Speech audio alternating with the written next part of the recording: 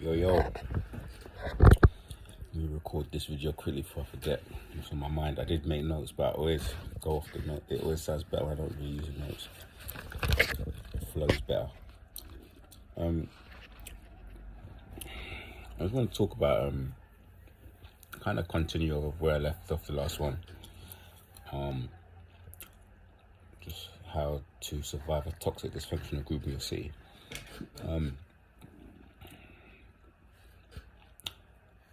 I just want one of the questions that you're gonna ask yourself early on in your healing journey is, are you the N, the narc? That's one of the biggest things that you're gonna ask yourself. No, you're not. The thing is, we mirror them, and then towards the back end of whatever relationship is, we kind of are like acting like them. It's like really strange. I remember one of the worst demon that I dealt with. Towards the end, I think I was the one that cheated, but I wasn't really cheating because she'd been straying for a lot of the relationship. So it was like the relationship wasn't real. So towards the end, I went with someone, and even the person that I went to kind of disrespected me as well, because at that point my ojas was very low, so I didn't have much. Like, she had drained me so much, so for this other person to just come and it kind of sealed the deal. So I might make a video talking about that whole scenario, but it was all fake. It was all like nothing. And you know what I mean? It's like when you're in these dynamics, things are looking one way when they're not, and then when you're like been drained, so you're not actually in your higher self, and then someone tries to use that to kind of disrespect you, but they treat you that way because in their mind they're thinking, why are you behaving like this because I'm so low quality? And I remember saying in my other video about sexual market value, we don't really look at people like that. We think everybody can exist simultaneously, and that's true. But in this modern time where there's so much competition and people are competing against one another secretly, trying to, one up one another, we have to remember to bear that in mind, so we actually give ourselves the platform that we deserve. Because a lot of the time you find that we put other people's needs before our own. So we need to train ourselves to actually think, oh, hold on a minute, my time's valuable. Hold on a minute, if I help you, I put myself out. Hold on a minute, you're asking me to do this because you know that I'm skilled enough to do that, but that's not what you pay me for in terms of work. So there's a lot of things where we have to like take our power back and stop giving. Like empaths, that's one of the issues. That it's like you give and you give and you give, so the dynamic looks like we're matching them because they take and they take and they take, but we're not a match for them. They're not the reason for your awakening. There's nothing positive coming from these people. So I remember the last video, these videos are probably not going to be in any order. I was talking about Whitney Houston and stuff like this, and there was something that I wanted to add, that I did write down.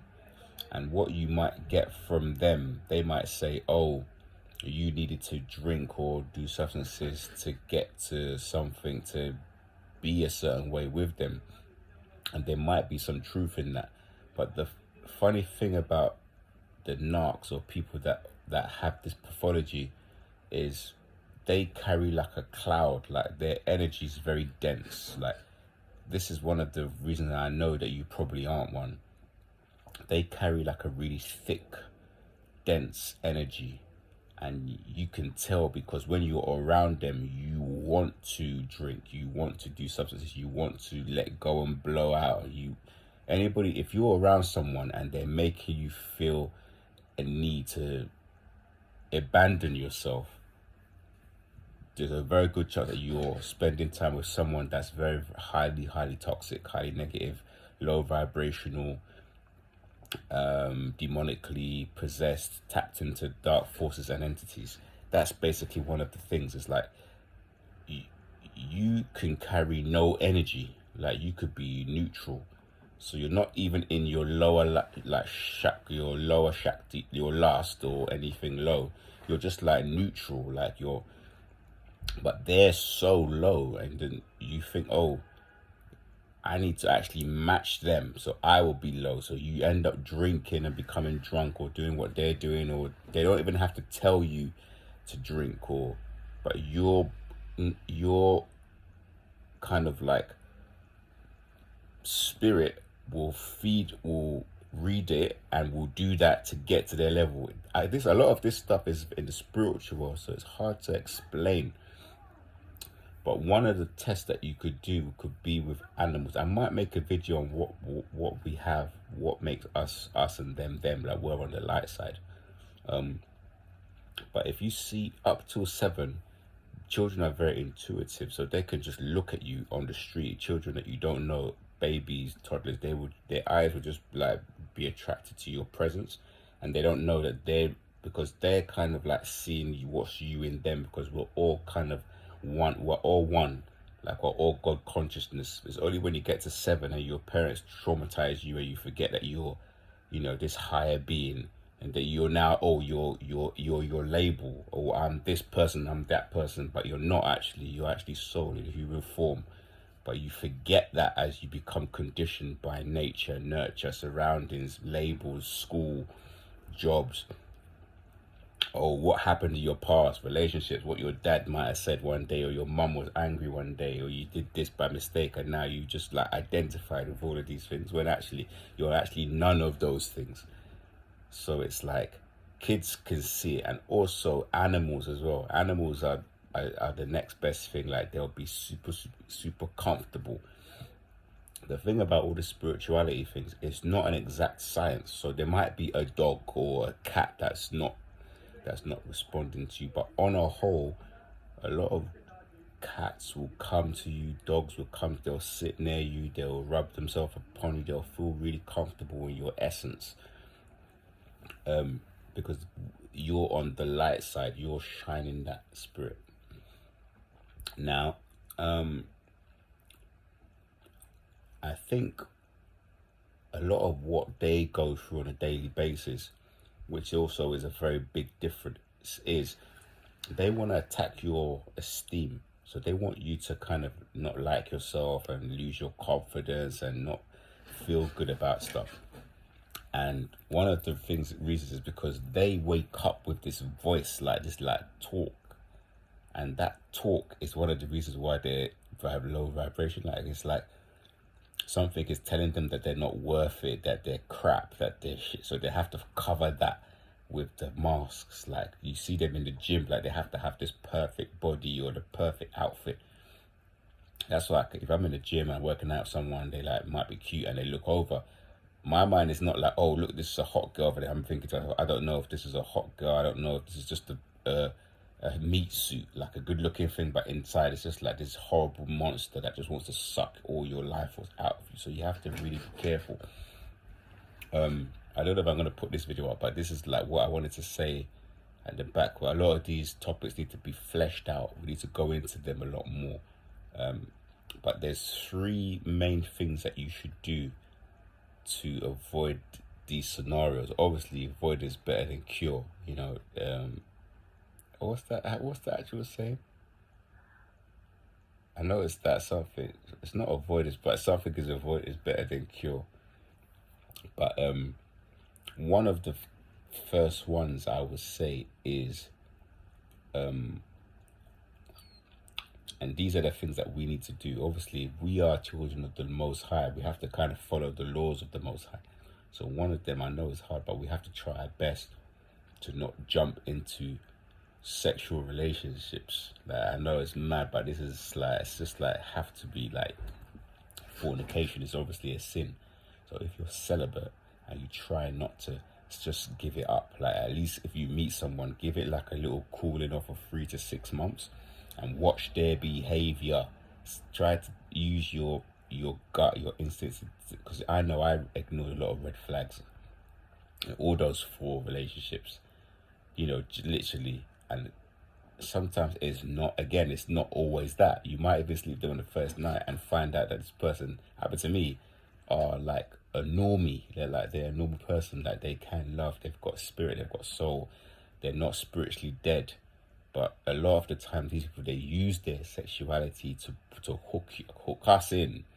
Yeah, they like sex. They're like trying to find out what your things are, and they give it to you, and they hook you. And then once they got you hooked, then they use that as a carrot. They might just take it away or make you have to jump through hoops. All this stuff that they do. But yeah, so that's the first thing that you should do. I think I wrote some other things down. You got to ask a lot of questions and vet them. Find out about their past relationships. Find out about jobs they've had.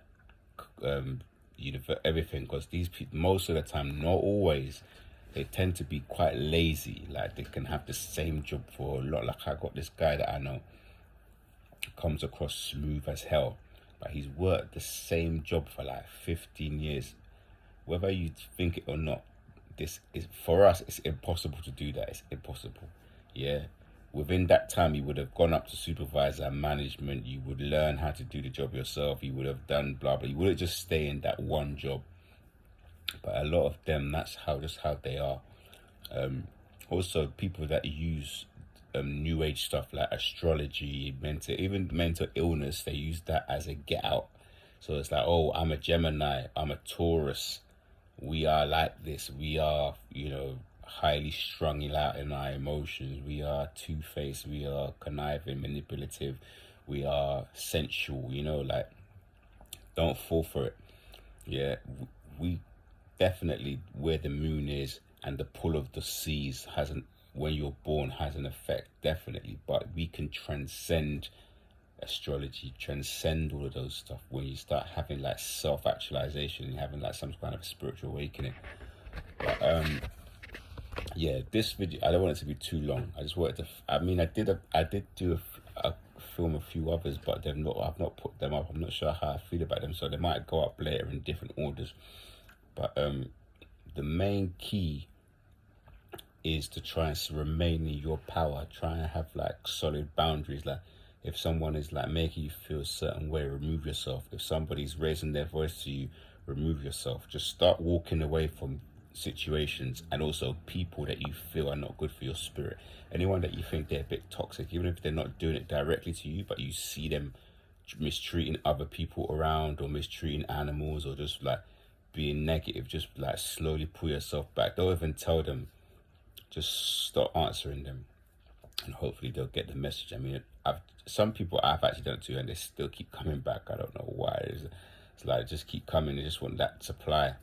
But yeah, that's most of what I wanted to talk about.